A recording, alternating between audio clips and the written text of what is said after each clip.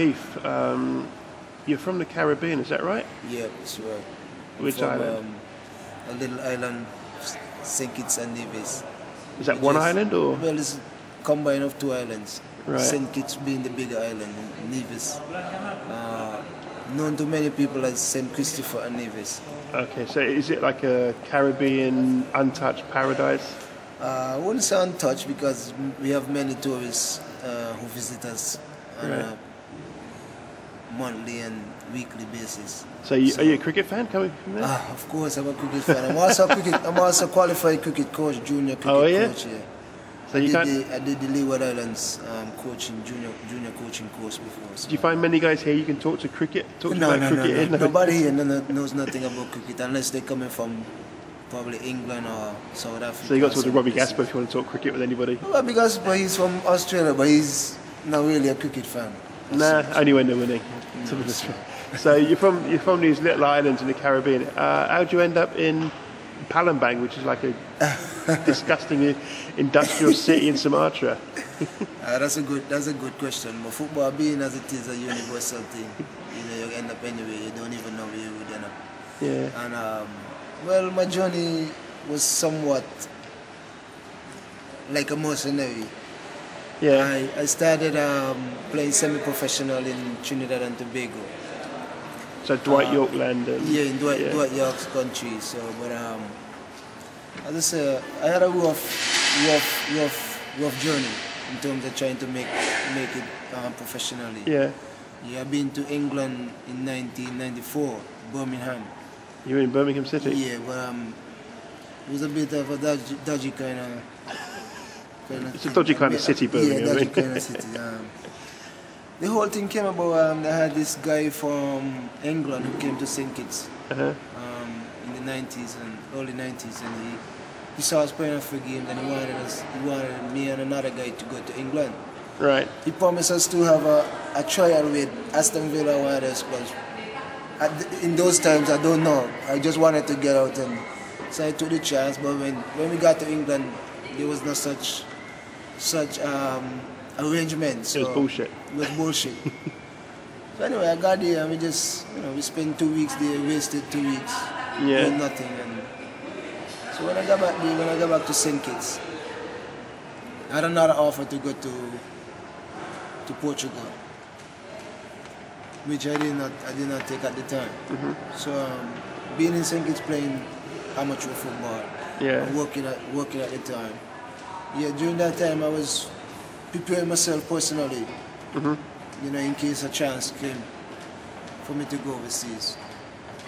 Then I would be in good condition to go. But then the break did not come until in 1999.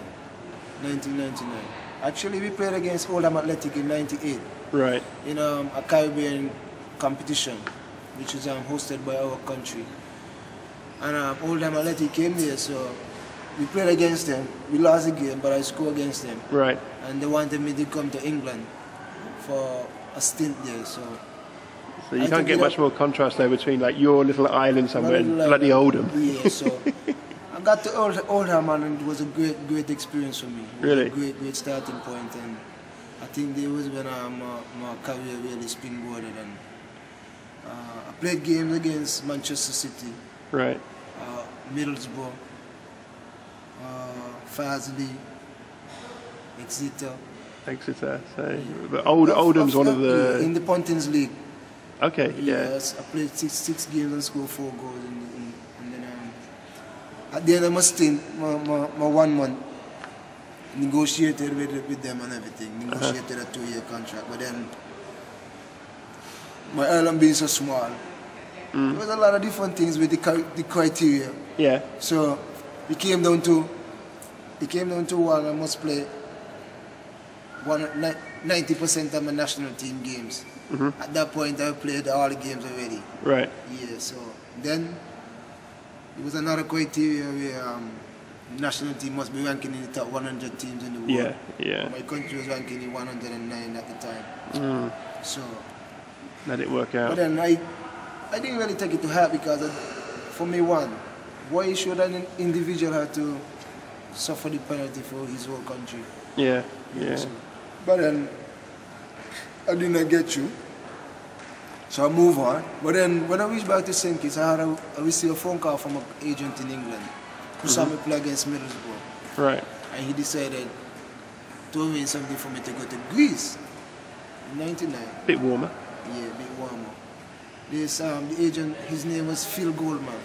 Okay. Who took me to Greece in '99. Went to Greece. Ronnie Whelan played for Liverpool at the time. He was the coach of the team in Greece. Oh, okay, right. Panionios Football Club. Yeah. In Greece in the first division. So when I got there, I had another two-game trial. Played 2 games. After the 2 games, they wanted to sign me. So on the 14th of January 1999, I signed a contract 1.5 years with Panionios.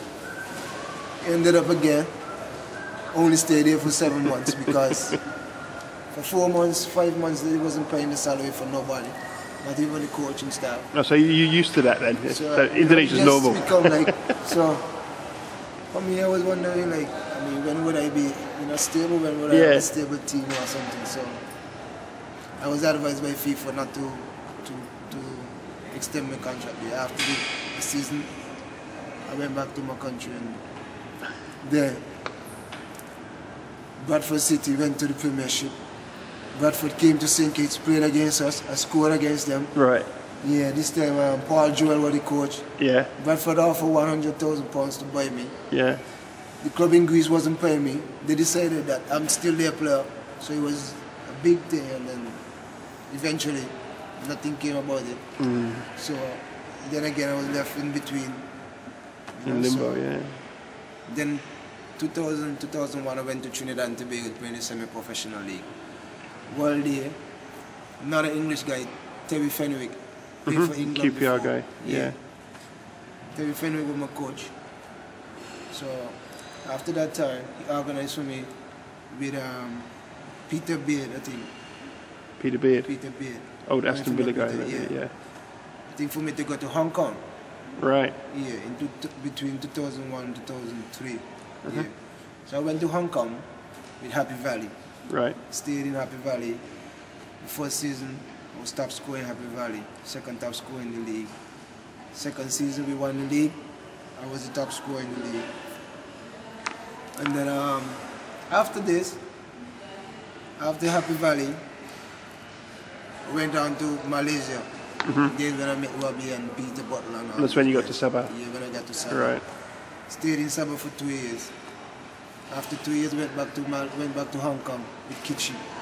Oh, good old Kitchi. Yeah, stayed with Kitchi. Played against likes of Juventus and all these teams. Scored 3 goals against Juventus. 2 goals in open play, 1 penalty. Right. We ended up beating Juventus, and I think that was the most memorable moment of my career. I can imagine, yeah.